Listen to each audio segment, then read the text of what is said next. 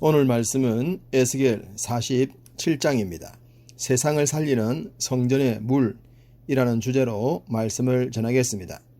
하나님은 바벨론에 포로로 잡혀갔던 이스라엘 백성들을 회복시켜 주겠다는 것을 몇 가지 환상으로 보여주셨습니다. 에스골 골짜기의 마른 뼈가 살아나는 것과 성전의 회복, 그리고 하나님의 영의 돌아오심과 왕과 제사장의 직무 회복 등등입니다. 이런 환상들은 이스라엘이라는 한 나라의 회복에 초점이 맞추어져 있습니다. 하나님께서 이스라엘의 회복을 이렇게 강조하시는 것은 단순히 이스라엘에만 국한된 것이 아니라고 하는 것을 본장이 보여줍니다. 처음부터 이스라엘을 선택하신 것이 이스라엘을 통해 모든 민족이 주의 복을 받게 하려 함이지 않겠습니까? 에스겔의 환상도 그 부분까지 이어지고 있습니다.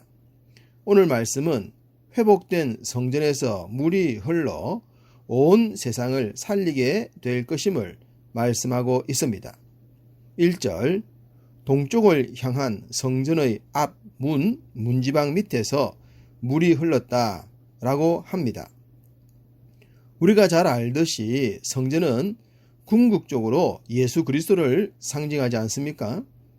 그렇다면 주님께로부터 흘러나오는 생명수를 의미하고 있는 것입니다. 요한복음 4장에 수가성 여인을 만나서 내가 주는 물을 먹는 자는 영원히 목마르지 않을 것이라고 하신 말씀과 일치합니다. 또한 요한복음 7장 37절과 38절에 명절 끝날 곧 큰 날에 예수께서 서서 외쳐 이르시되 누구든지 목마르거든 내게로 와서 마시라. 나를 믿는 자는 성경의 이름과 같이 그 배에서 생수의 강이 흘러나오리라. 영적인 존재인 사람을 살리는 것은 생명수 강물입니다. 세상의 물은 잠시 갈증을 해소하겠지만 주님이 주시는 생명수는 영혼의 갈증과 영원의 갈증을 해결하여 줍니다. 성전에서 흐르는 물을 통해 이 말씀을 주고 계십니다. 3절부터 5절은 성전에서 흘러내린 물의 깊이가 점점 깊어지고 있음을 보여줍니다. 발목 수준에서 무릎, 허리를 거쳐 헤엄쳐서 건너지 못할 정도로 깊어졌다고 말입니다. 이것은 하나님의 은혜를 누리게 되는 정도를 의미하지 않겠습니까? 얕은 물가에서 바다를 경험하는 것과 깊은 바다에서 경험하는 것은 수준이 다릅니다. 동일하게 은혜의 수준도 발목 정도에서 만족할 것이 아니라 헤엄을 쳐서 건너지 못할 정도의 깊은 수준에 도달해야 하는 것입니다. 마치 모세가 시내산에서 하나님을 만남으로 얼굴이 빛났듯이 바울이 삼청천에 올라가는 은혜를 경험했듯이 말입니다. 6절부터 12절은 성전에서 흘러내린 물로 인해 변하게 되는 세상을 말씀합니다. 앞서도 말씀드렸듯이 이스라엘을 회복시킨 궁극적인 목적이며 믿는 자들을 통해 이루실 하나님의 소원입니다. 8절, 이 물이 동쪽으로 향하여 흘러 아라바로 내려가서 바다에 이르리니 이 흘러내리는 물로 그 바다의 물이 되살아나리라고 하셨습니다. 9절, 이 강물이 이르는 곳마다 번성하는 모든 생물이 살고 또 고기가 심히 많으리니 이 물이 흘러 들어가므로 바닷물이 되살아나겠고 이 강이 이르는 각처에 모든 것이 살 것이며 라고 하십니다. 되살아난다는 것은 리바이벌, 즉 뉴 라이프, 새 생명을 의미합니다. 태어난 생명이 거의 죽은 상태에서 마치 새롭게 태어난 생명처럼 될 것이라는 말씀입니다. 세상은 자신들이 영적으로 죽었다는 것을 알지 못합니다. 그렇기 때문에 세상의 것들을 소유하게 되면 행복할 것이라고 착각하면서 살아가죠.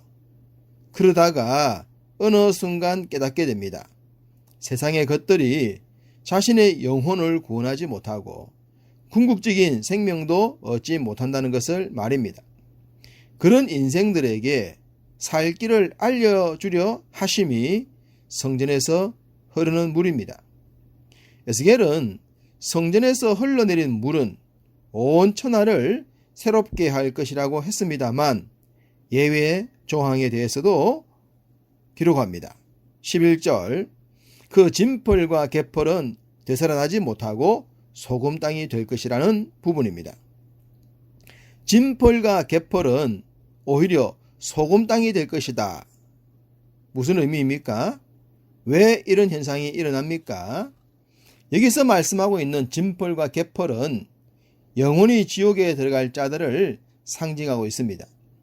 하나님의 은혜가 차고 넘쳐도 그 은혜의 강물에서 제외되는 자들이 있다는 말씀입니다.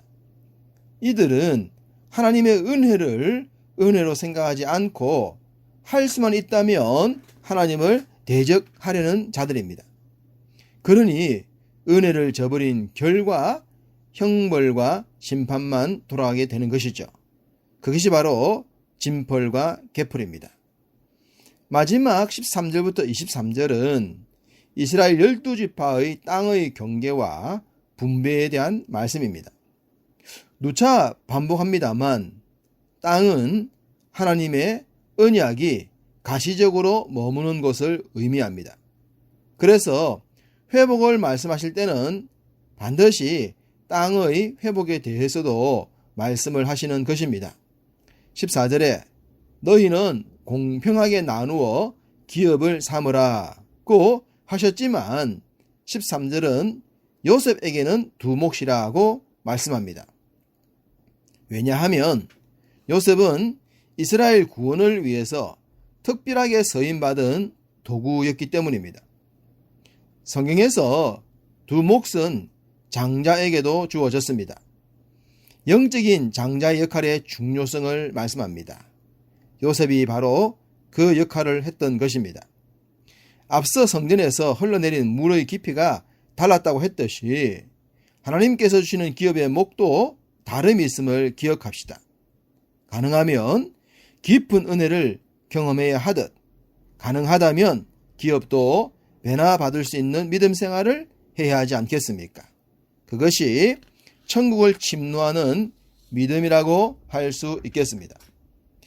이스라엘을 선택하셔서 온 세상을 살리고자 하셨던 하나님의 뜻은 기업으로 삼는 대상에서도 나타납니다. 22절 너희는 이 땅을 나누되 제비 뽑아 너희와 너희 가운데에 머물러 사는 타국인 곧 너희 가운데에서 자녀를 낳은 자의 기업이 되게 할지니 너희는 그 타국인을 본토에서 난 이스라엘 족속같이 여기고 그들도 이스라엘 지파 중에서 너희와 함께 기업을 얻게 하라. 타국인도 너희와 동일한 신앙 고백을 했다면 동일한 지체로 여기라는 것입니다. 그들을 이방인이라고 외면하지 말고 본토인같이 여기라는 말씀입니다. 하나님은 이미 할례를 통해 이 가르침을 주시지 않았습니까? 이스라엘 백성들은 자신들만 아브라함의 자손이라고 착각했지만 하나님은 누구라도 할례를 받고 이스라엘 공동체로 들어오면 동일한 백성으로 받으라고 하셨습니다. 이것이 이스라엘을 통해 온 민족을 구원하시겠다는 하나님의 계획이십니다. 성전에서 흐르는 물이 특별한 대상자가 아니라 온 세상을 향해 흘렀듯이 예수 그리스도를 통한 구원도 온 세상을 향하고 있습니다. 하나님은 바벨론 포로 귀환을 통해 이스라엘이 이 뜻을 깨닫고 이 뜻에 순응하기를 기대하셨습니다. 이 시대를 살아가는 우리들에게도 동일하게 기대하시는 뜻이기도 합니다. 성전에서 흘러내린 물을 만난 모든 존재가 새 생명을 얻었듯이 예수 그리스도의 보혈로 나온 자는 혈통과 믿음을 떠나 하나님의 자녀가 됨을 믿습니다. 이것이 세상을 향한 참된 회복과 구원의 말씀이지 않겠습니까? 우리를 이 자리에 불러주신 것을 감사하면서 오늘도 여러분을 통해 이 물이 흘러 세상을 살리고 사람을 살리는 역사가 있기를 주님의 이름으로 축복합니다.